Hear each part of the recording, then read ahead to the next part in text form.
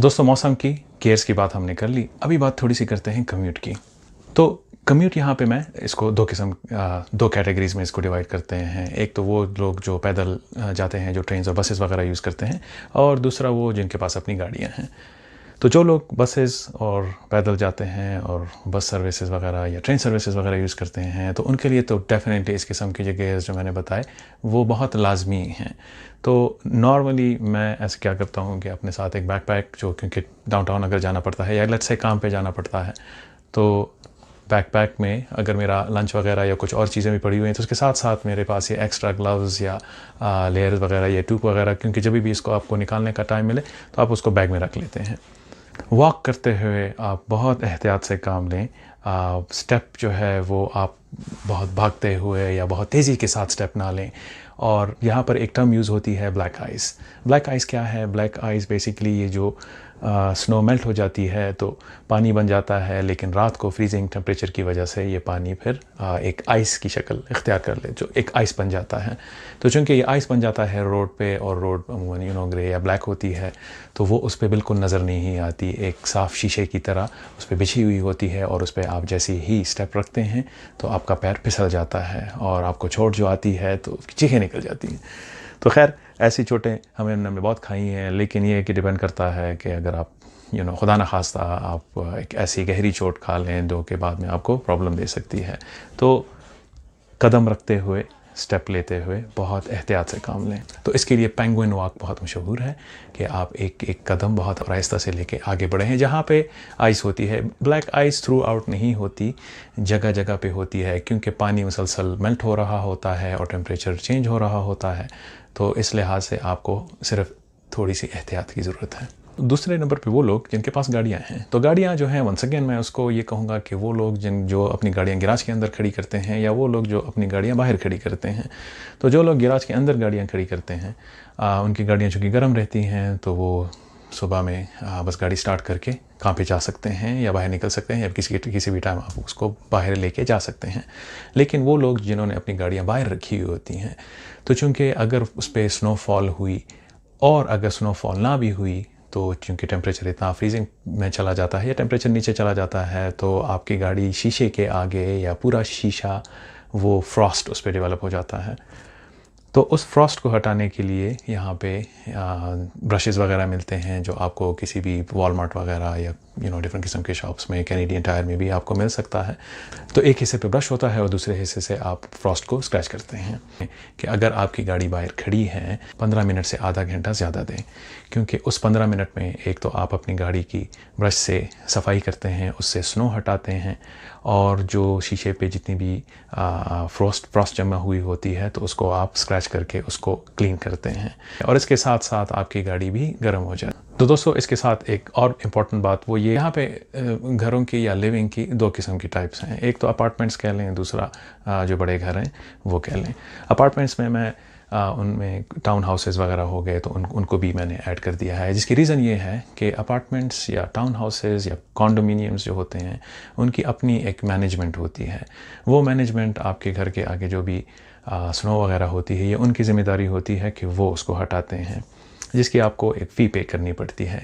लेकिन अगर आपका अपना एक बड़ा घर है, तो बड़े घर के आगे जितनी भी स्नो होती है, आपके गैराज के आगे तक जहाँ तक फुटपाथ या साइड वॉक होता है, वहाँ तक जितनी भी स्नो है वो आपको ख़ुद हटानी है, क्योंकि वो आपके घर के सामने है। अब इसको हटाना बहुत ज़रूरी होता है एक ख़ास टाइम पे। अगर स्नोफॉल हो रही है, तो वो स्नोफॉल स्टार्ट में नरम होती है, तो आप उसको जितना उसी टाइम पे या स्नोफॉल होने के कुछ टाइम के बाद उसको आप हटाते हैं, तो वो बहुत इजीली हट जाती है। लेकिन अगर यही स्नो आपने ओवरनाइट छोड़ दी, तो वो एक ब्लॉक बन जाता है या वो हार्ड हो जाती है। उसको फिर शवल करना एक मुश्किल नहीं, बल्कि मेरे ख्याल में बहुत ज़्यादा मुश्किल, इम्पॉसिबल काम है। इसलिए यहाँ पे विंटर्स में हर एक घरों के सामने ये सफाइयाँ ऑलमोस्ट डेली होती हैं, क्योंकि अगर आप उस स्नो को साफ़ नहीं करते हैं जो आपके गैराज के आगे है, तो आप अपनी गाड़ी नहीं निकाल पाएंगे। तो ये कुछ एक एक्स्ट्रा चीज़ें होती हैं जिसके लिए मैंने 15 से आधा घंटा आपके काम पे जाने से पहले या निकलने से पहले आपको दिया, जिसमें आप अपनी गाड़ी गर्म कर सकते हैं, गाड़ी को साफ़ कर सकते हैं और अपनी स्नो भी हटा सकते हैं।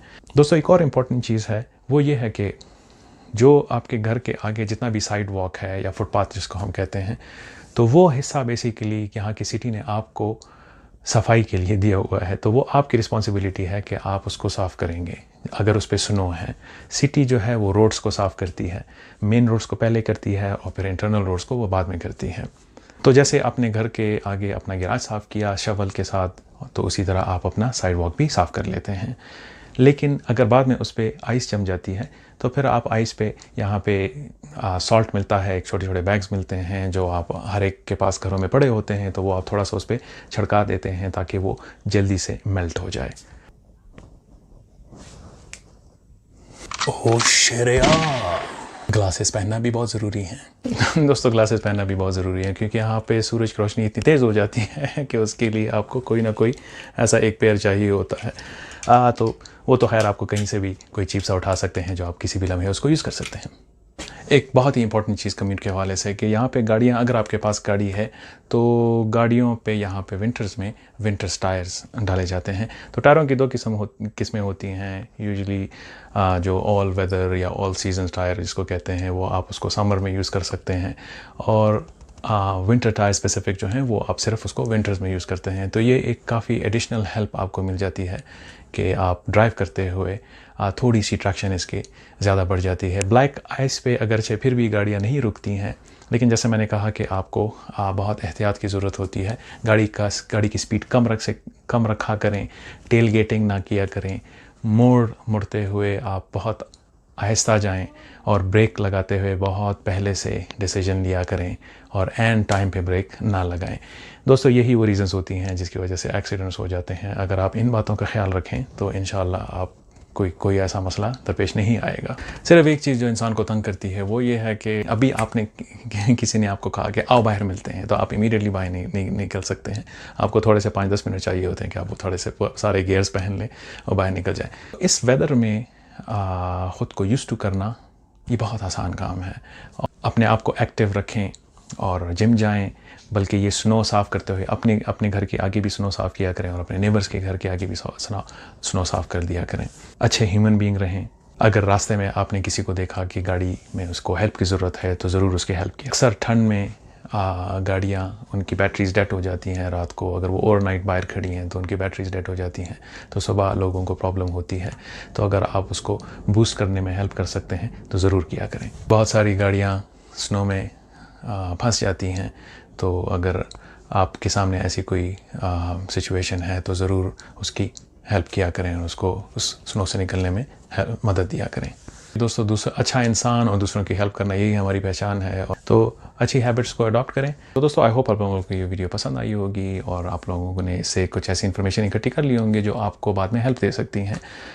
यहाँ पे ऐसी बहुत सारी बातें हैं, लेकिन यही यहाँ की खसूसियात हैं, और इसी में ही, जैसे मैंने लास्ट टाइम कहा कि इसी में ही मज़ा है। और ये सारी चीज़ें आपको इवन दो कि ख़ुद करनी पड़ती हैं, लेकिन इससे आप नॉट ओनली कि फ़िट रहते हैं, आप इंजॉय भी करते हैं, मज़ा आता है। कभी कभार इंसान थोड़े से फ्रस्ट्रेशन का शिकार हो जाता है स्टार्ट में, लेकिन मैं यही कहूँगा कि ये यहाँ की खूबसूरती का एक हिस्सा है जिसको अपनाने में बड़ा मज़ा आता है, जिसको अडॉप्ट करने में, इस वे ऑफ लिविंग को अडॉप्ट करने में बहुत मज़ा आता है। तो दुआओं में याद रखिएगा। इंशाल्लाह इस तरह की एक और वीडियो में अगली दफ़ा फिर मिलेंगे। अल्लाह हाफ़िज़। वीडियो को लाइक भी करें, सब्सक्राइब भी करें, बेल का आइटम भी दबाएं। तो दोस्तों आई होप आप लोगों को वीडियो पसंद आई होगी और उसमें ऐसी इन्फॉर्मेशन आप लोगों ने गेन